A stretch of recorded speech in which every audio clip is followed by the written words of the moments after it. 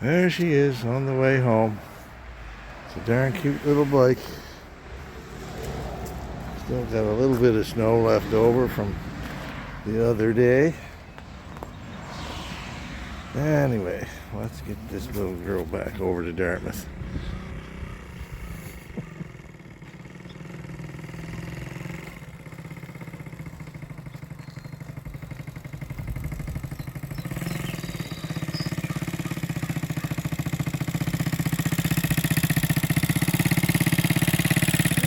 Goes.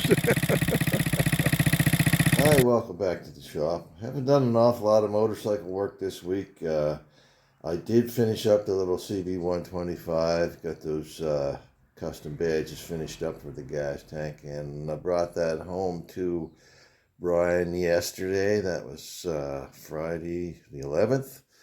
So anyway, what else? Yeah, I brought that home to him yesterday, and I'm just going to flip the camera around the other way here.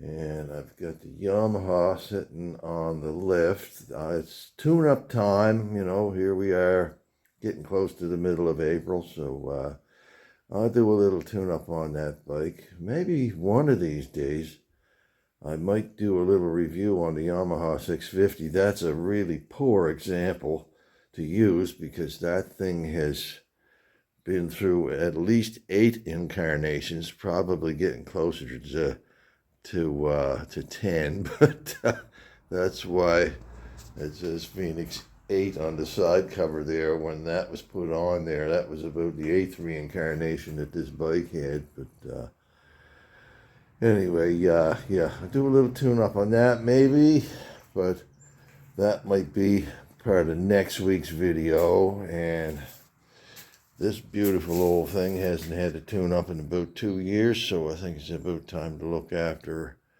that old ES2 Norton. And the Commandos will be back on the road pretty soon. Meanwhile, some of the other stuff that's been going on this week has been out in the wood shop, and I've done a little bit of work on one of the renovations my wife wanted me to do in the house. So let's go out to the wood shop just to show you what I've been up to out there. Some kind of neat stuff, not motorcycle related, but it's another hobby I enjoy. Okay, let's see what we've got going on out here. What's been keeping me busy? Anyway, it's just simple little jobs. This is just a simple little piece of poplar that I got from my oldest boy, Nick. Nick actually runs his own cabinet making business up in Ontario now, and he's doing really well. So anyway, he supplied me with a whole bunch of bits and pieces that were left over from work he was doing, and this piece of poplar was one of them. Anyway, Dorothy wanted me to do that up for her so she could hang her purses or what have you on there. So that was a really quick little job that was going on. But then I got to watching some old Roy Underhill videos from back in the 80s, and it got me thinking about building stuff or fixing the stuff up that I have, because a lot of the stuff I have out here belonged to my great-grandfather, like that old Bailey plane there, and these, what are these, James Swan chisels, I believe? Yeah.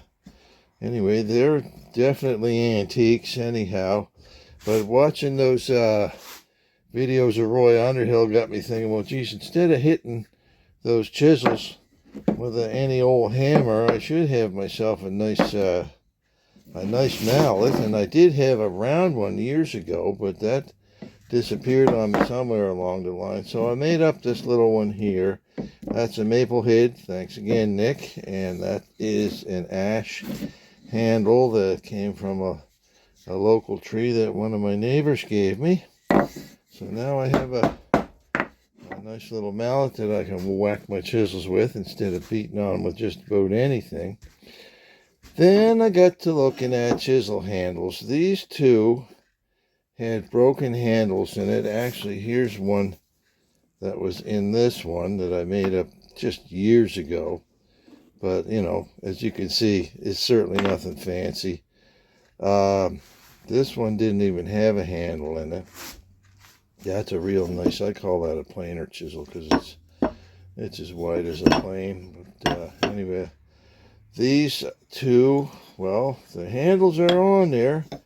They're functional. I think these were old hammer handles that I just turned down so they would fit into the pocket here on the tang of that gouge and that little 1/4-inch chisel.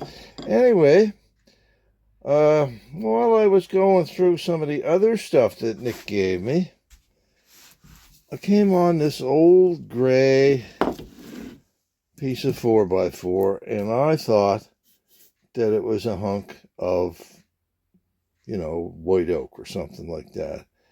Anyway, when I got down into the wood, my God, I found this beautiful red mahogany underneath, right? So it was like, oh my God, I got to do something nice with that. So I made up these two handles here this morning from that from a piece of that red mahogany, and I've got little aluminum rings there to prevent them from splitting if I'm hitting too vigorously on them. I don't hit my chisels a lot unless I'm doing mortises, because I do a lot of carving, and mostly I just push the chisel through. But in any case, I think my great-grandfather would be proud that I have done right by him and made some decent handles. And I got to say thanks to my youngest son there too, Tim, who is now taking a carpentry course down in the Bridgewater campus. So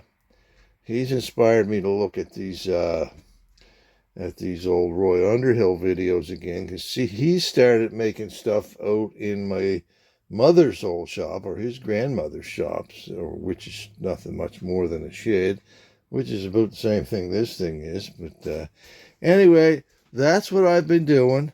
I'm going to make another 2 handles like this out of that for these 2 guys right here, and then I'll have 4 nice looking antique chisels that I can be proud of, and I'll get on with that. Anyhow, thanks for watching. Be good to each other. Next time, I promise I'll have some bikes out here for you to see. Like I said, I plan on doing some tune-up work pretty soon here, so I'll get going with that next week.